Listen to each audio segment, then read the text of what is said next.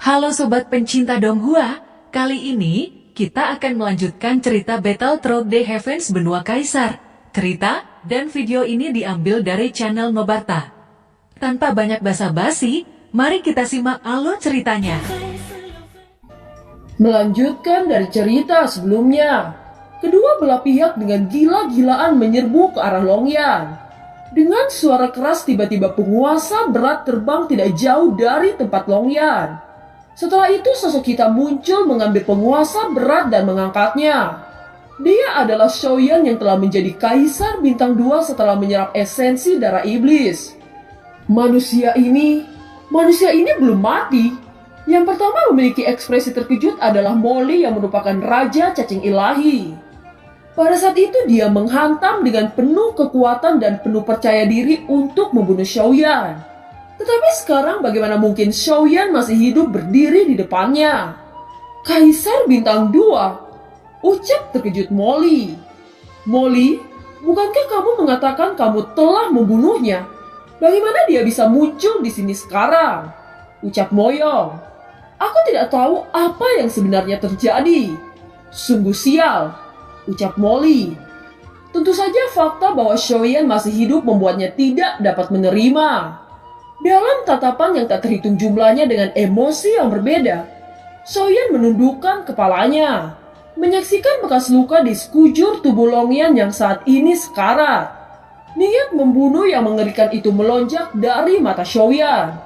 Tiba-tiba Longyan membuka mata emasnya dan melihat Xiaoyan berdiri di sampingnya.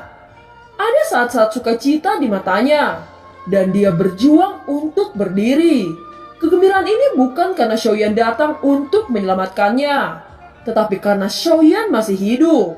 Pada saat ini Longyan terluka parah dan tidak bisa berdiri sama sekali. Xiaoyan tidak memiliki kata-kata.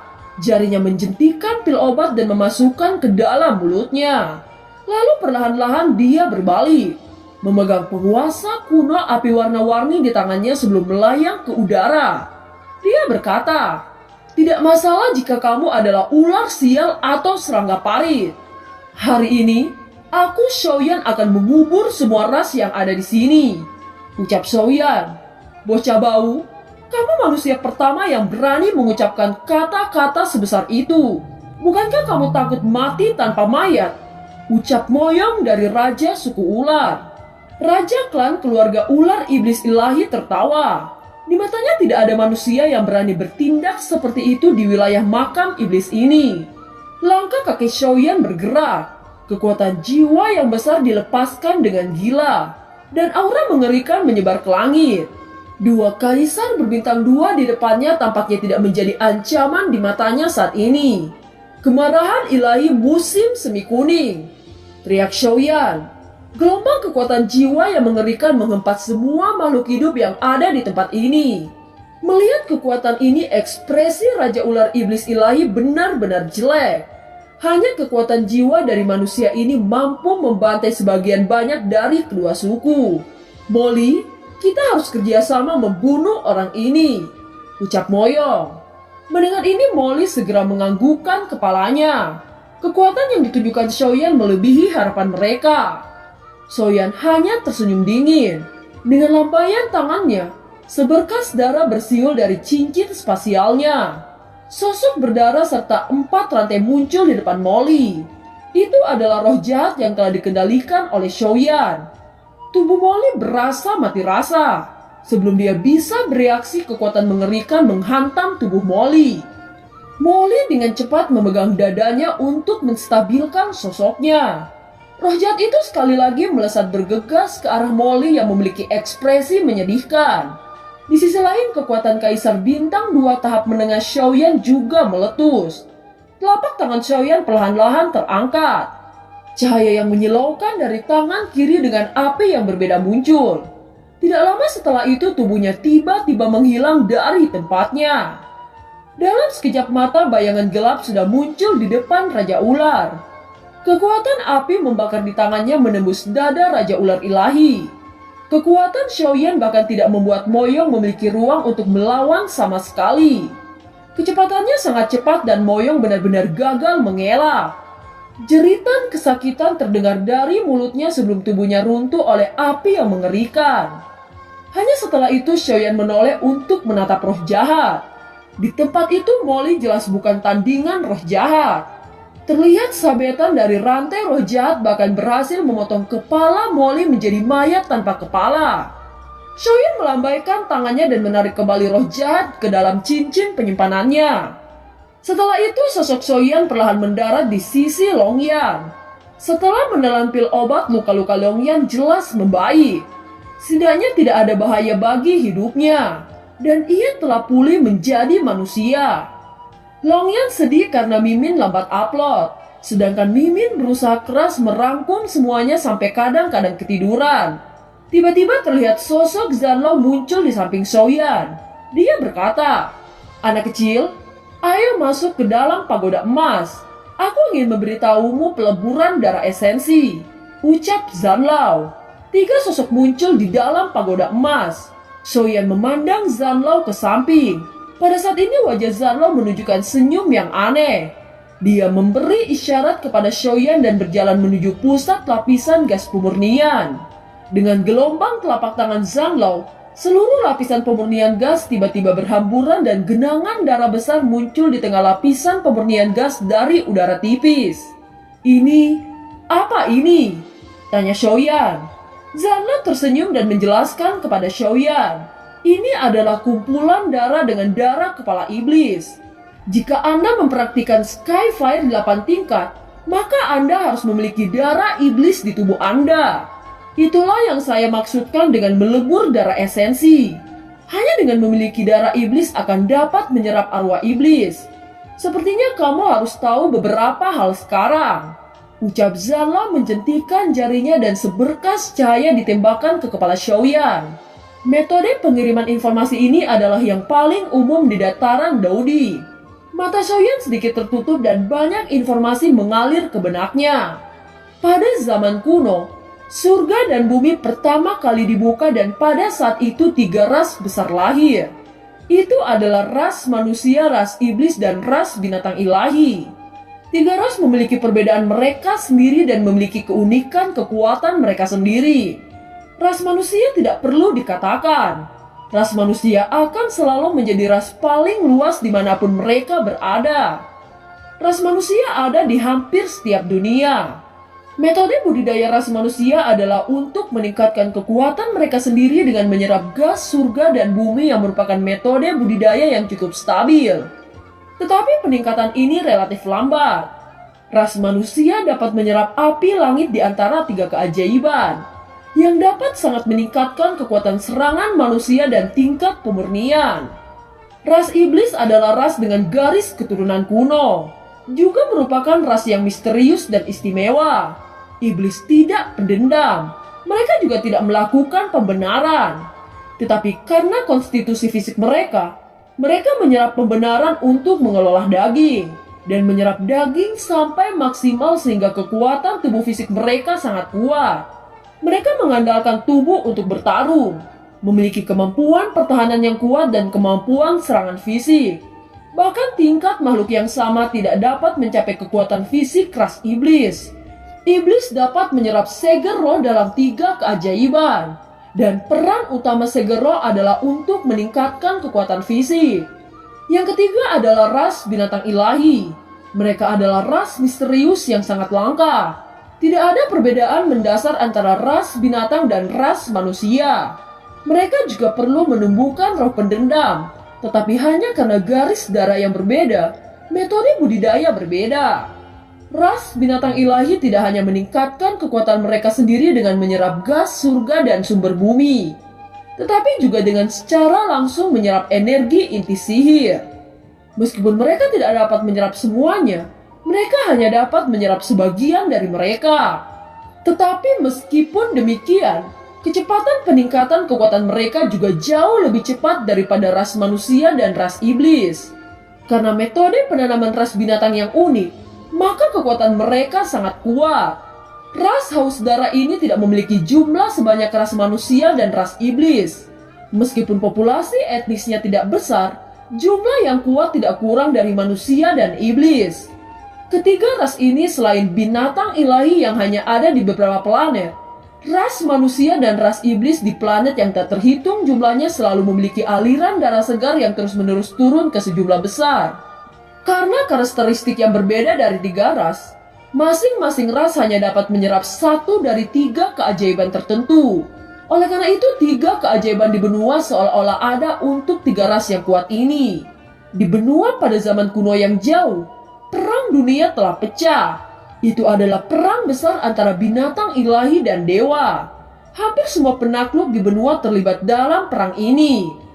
Orang-orang menyebutnya bencana kuno. Di benua kaisar pada waktu itu ada hampir semua perang dan jeritan yang berlanjut selama bertahun-tahun. Alasan mengapa adegan seperti itu muncul justru karena metode penanaman binatang ilahi yang unik dan cepat. Pada zaman kuno awal benua, tiga kekuatan dan pengaruh hampir seimbang antara tiga ras ini. Tetapi karena metode penanaman yang berbeda antara ras yang berbeda, kesenjangan antara ras secara bertahap terjadi. Karena metode kultivasinya yang unik dan cepat, kecepatan binatang ilahi jauh meninggalkan dua ras lainnya.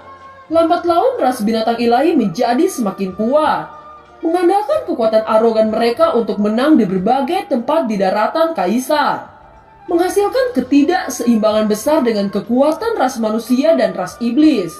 Untuk bertahan hidup, ras manusia dan ras iblis memutuskan untuk bergabung melawan pasukan ras binatang ilahi.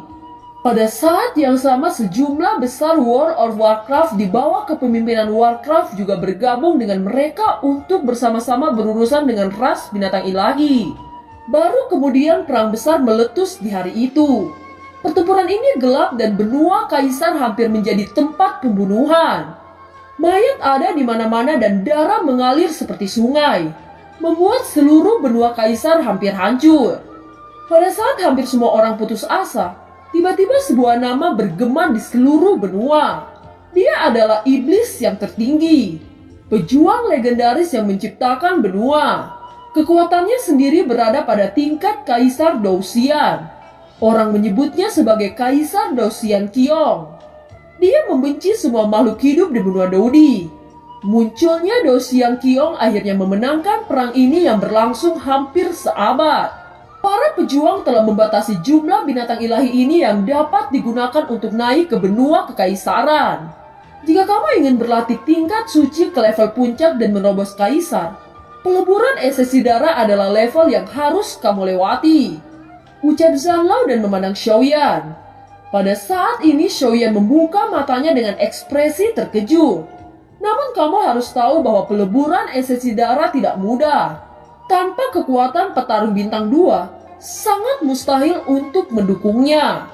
Inilah sebabnya mengapa kamu harus terlebih dahulu menyerap darah iblis dan naik ke petarung bintang 2. Proses peleburan darah esensi sebenarnya adalah untuk mengekstraksi darah manusia dan kemudian menyuntikkannya ke dalam darah iblis. Kedua jenis darah akan dilebur sampai bergabung. Dalam keseluruhan proses, peleburan akan sangat menyakitkan. Setelah berhasil, peleburan akan menghasilkan keduanya, yaitu darah manusia dan darah iblis. Rasa sakit ketika proses peleburan pasti sangat hebat. Tanpa tekad dan keyakinan yang kuat, seseorang tidak akan berhasil. Jika kamu tidak dapat menahannya, aku khawatir kamu akan menghilang di antara dunia ini. Setelah berhasil, kekuatanmu akan kembali ke permulaan Kaisar Bintang 1. Tetapi kamu tidak perlu khawatir tentang ini. Darah ajaib pemakaman iblis ini sudah cukup untuk meningkatkan kekuatanmu kepada Kaisar Bintang 2 lagi. Resiko peleburan darah esensi memang sangat besar, tetapi manfaatnya tidak akan ada habisnya. Kamu harus memutuskannya sendiri, ucap Zanlao berkata dengan nada serius. Xiaoyan mengerutkan kening. Resiko peleburan darah esensi memang terlalu besar dan prosesnya sangat menyakitkan, bahkan tanpa melewati masa lalu. Meskipun Xiaoyan tidak tahu seberapa menakutkannya rasa sakit ini, Xiaoyan membayangkan bahwa manfaatnya sangat besar. Bagaimana mungkin rasa sakit ini menghalanginya? Memiliki darah iblis adalah kondisi menarik yang sulit ditolak. Ini tidak hanya sangat mempercepat kecepatan kultivasi, tetapi juga mengembangkan dekrit surgawi 8 tiang. Mungkin demi kembali ke benua Doki untuk bersatu kembali dengan orang yang dia cintai. Xiaoyan harus melakukan segalanya. Setelah memikirkannya untuk waktu yang lama, Xiaoyan mengangguk setuju. "Apakah kamu yakin?" tanya Zanlao. "Aku dapat memiliki segalanya jika aku memiliki kekuatan. Kalau begitu, mari kita mulai," ucap Xiaoyan. Tanpa ragu-ragu, Xiaoyan melangkah langsung ke kolam darah yang terus-menerus menggelegar. Begitu Xiaoyan melangkah ke kolam darah, air kolam darah berwarna darah menghantam tubuh Xiaoyan, memancarkan suara terbakar.